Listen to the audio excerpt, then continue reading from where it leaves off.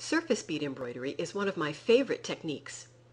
If you've ever done any thread embroidery or needlework, you'll find surface beading a breeze.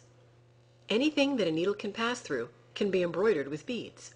Leather, fabric, clothing, paper, non-wovens. The possibilities are wild. And just about any type of bead can be used in this technique, including cabochons and stones. The stitches are simple and easy to learn. Backstitch is used for lines of beads where strength is required, and is especially useful when you're forming an initial ring to secure a cabochon to your surface. You'll build your peyote stitch bezel on the backstitch round. Couching, hats off to quilters, is used for long decorative lines.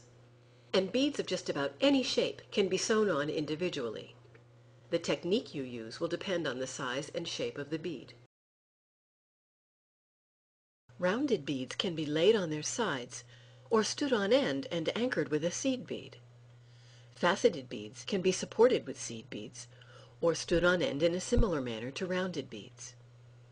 Bugle beads can be stitched directly to the surface or turned into little trees for lots of texture.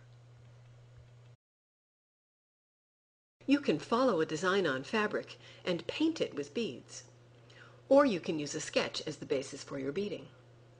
If you've purchased a kit, it may contain a pattern on paper that will be layered with a non-woven base, similar to Pellon. Secure your thread to the surface by weaving back and forth within an area that will later be covered with beads. Try to avoid knots if possible. Use sharp needles, like Glover's and embroidery needles, and a strong thread. Good quality sewing thread can be used, and you can match it in color to your surface. If you're beading on a garment, use lightweight non-woven on the back of your design area to support the beadwork. And don't worry about the back threads, they won't be seen.